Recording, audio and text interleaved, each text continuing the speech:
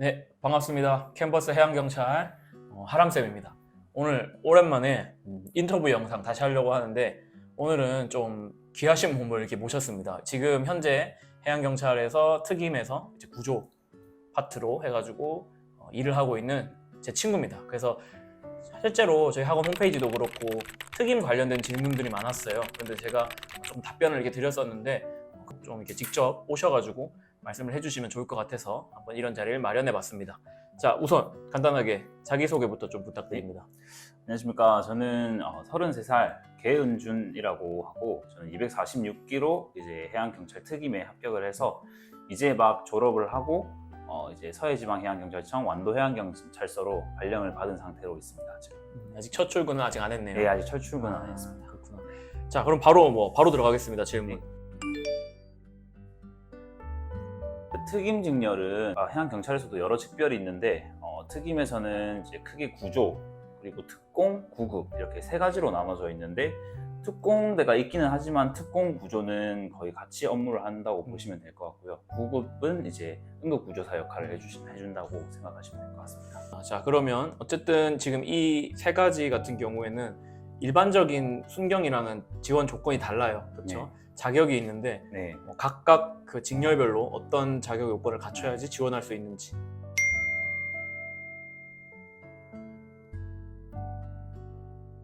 먼저 이제 구조 직별은 지원 조건은 이제 특수부대 18개월 이상 근무를 하시거나, 아니면은 체육 관련 학사 자격이 있거나, 그리고 자격증으로는 수상구조사 자격증이 있거나 아니면은 잠수기능사, 이렇게 두 가지 자격 중에 하나가 있어야 되고, 이 자격을 모두 갖춰야 되는 건 아니고 이 중에 한 가지 자격만 갖추면은 일단 지원 요건이 충족이 됩니다. 그러면은 특수부대라 하면은 흔히 우리가 알고 있는 뭐 UDT 이런 건가요? 예, UDT 그리고 뭐 HID 특전사, 또 SSU 이렇게 또 쉽게 말해서 강철부대에 나온 그러한 부대들이 거의 특수부대라고 생각하시면 될 것 같습니다. 그러면은 특공 같은 경우에는 이제 구조랑 지원 조건에 조금 차이가 있나요?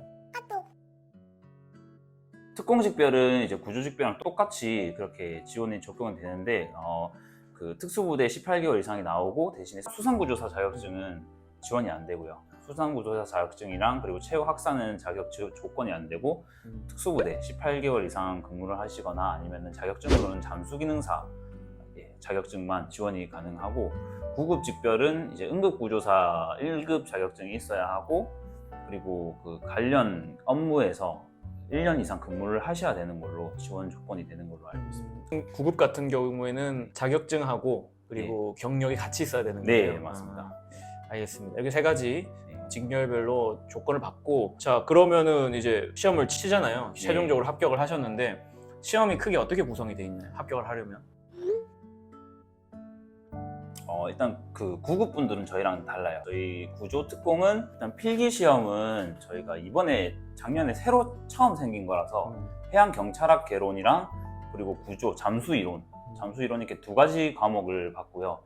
그리고 실기 시험은 저희가 총 3일 동안 8가지 과목을 보는데, 육상 종목에서 2km 달리기, 그리고 허들, 턱걸이 세 가지를 보고, 잠수 과목에서 중성부력, 그리고 베일아웃 두 가지 보고, 수영 능력에서 이제 이병, 구조 수영, 그리고 자유형 100m 이렇게 8가지를 보고 있습니다. 필기하고 실기 이렇게 얘기를 해주셨는데 두 개 각각 퍼센테이지는 어떻게 되나요? 퍼센테이지가 또 바뀔 수는 있겠지만, 제가 시험 칠 때는 실기 과목이 55%였고요.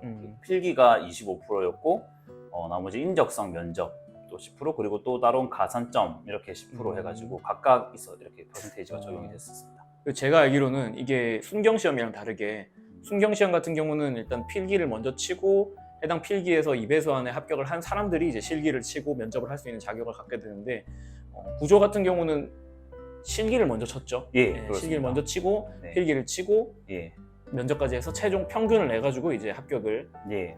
필기 같은 경우에는 혹시 뭐 어떻게 준비했어요? 필기는 저도 이제 필기가 처음 생기는 거다 보니까 도대체 어떻게 공부를 해야 될지 몰라서 일단 인강 위주로 공부를 했었고, 네. 또 해양경찰학 개론 자체가 이제 암기 과목이다 보니까 계속 인강으로 계속 공부를 하고 기출 문제들을 풀어보는 방식으로 계속 반복적으로만 공부를 했던 것 같습니다. 기출 이외에 뭐 다른 문제집은 안 보고 예, 기출을 달달달 팠네요. 완전. 예, 맞습니다. 잠수이론은 따로 인강 들으셨나요? 잠수이론은 인강을 또 듣는 친구들도 있었는데 저는 인강은 따로 듣지는 않았고 잠수기능사 자격증을 준비할 때 보면은 또 필기 책이 있고 필기 또 시험을 준비할 수 있는 그런 문제들이 많아요. 그래서 그 잠수기능사 자격증 공부 위주로 많이 했던 것 같습니다. 자, 어쨌든 그렇게 해서 이제 필기를 치셨고 그 전에 실기를 이제 쳤는데 아까 뭐 8가지 육상하고 그리고 수중하고 이렇게 2가지가 있었는데 각각 과목별로 만점 기준만 조금 그리고 어떤 과목인지 조금 설명해 주실 수 있나요? 육상 같은 경우에는 이제 2km 달리기가 6분 50초 안에 들어와야 되고요. 그리고 허들은 36초 안에 들어와야 되고 그리고 턱걸이는 30개. 또 자유형 100m는 1분 10초 안에 들어오셔야 되고 이병은 4kg 납벨트를 맨 상태에서 2분 15초를 떠 있어야 되는 손을 들고 떠 있어야 하는 상태로. 손을 들고? 네, 그렇죠. 손목이 잠기면 안 되거든요. 손을 들고 있는 상태로 2분 15초를 버티셔야 되고 구조 수영은 이제 구조 인형 애니가 있습니다. 사람 크기만한 애니가 있는데 그 애니를 가서 25m를 가서 끌고 와서 다시 돌아오는 시간까지 해서 37초 안에 들어오셔야 만점 기준이 되는 거고요. 베일아웃 같은 경우에는 잠수 장비 탈부착이라고 해서 잠수 장비를 메고 물속에서 이제 다 벗은 상태로 맨몸만 올라왔다가 다시 내려가서 잠수 장비를 입는 시간을 측정을 하는 건데 시간이 이제 1분 30초 안에 들어오셔야지 만점이고요. 중성부력 같은 경우에는 이제 물속의 수중에서 중성부력을 잡고 트림 자세를 잡은 상태에서 시험 칠 때 보면 틀이 있어요. 그 규격에 맞는 틀이 있기 때문에 그 틀 안에 들어가서 2분 동안 한 번도 안 부딪히고 가만히 그 중성부력을 유지한 상태로 있어야지 만점 기준. 닿으면 안 된다는 거죠? 네, 닿을 때마다 감점이 1점씩 되는 거죠. 중성부력이라는 거는 그냥 앞으로 누운 자세를 유지한다는 거죠? 누운 자세로 위로 뜨지도 않고 물속으로 가라앉지도 않는 그 딱 중간을 유지하는 중성부력이라고 합니다. 버텨야 되는? 네, 그렇죠. 그 중에서 좀 제일 어려웠던 과목은 어떤 거였어요? 실기에서?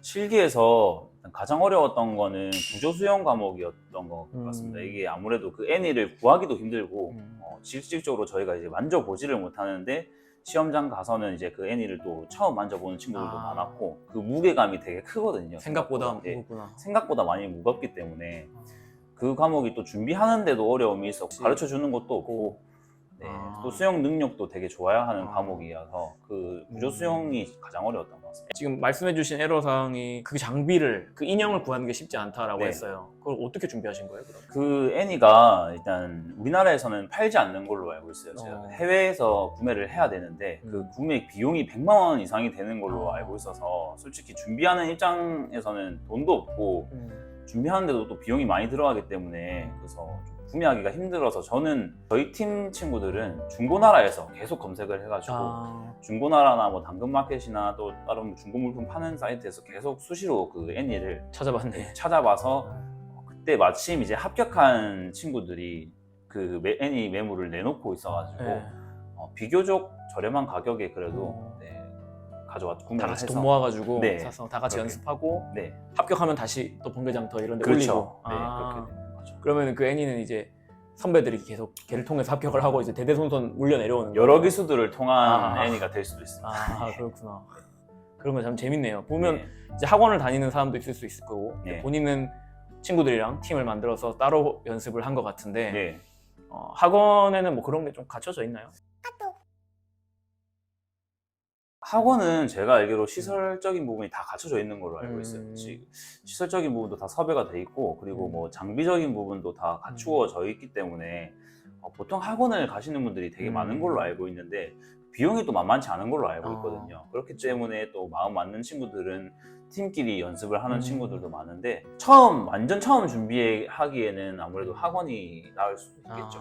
올해 좀 준비한 친구들이 있다면은 같은 팀에서 준비를 하는 것도 나쁘지 않다고 생각합니다. 노하우도 있고. 노하우도 있고.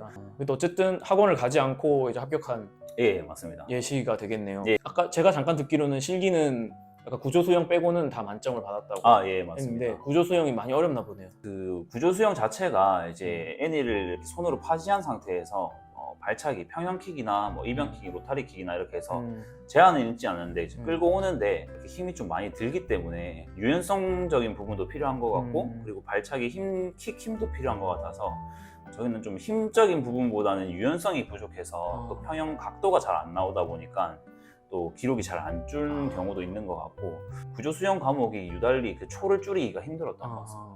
무겁죠, 인형. 예, 많이 무겁기도 하고 그게 물 속에 물이 들어가고 나면 20kg가 넘는 걸로 알고 있거든요. 그 무게가 좀 많이 상당하기 때문에 같이 몸이랑 잠길 수도 있고 그렇구나.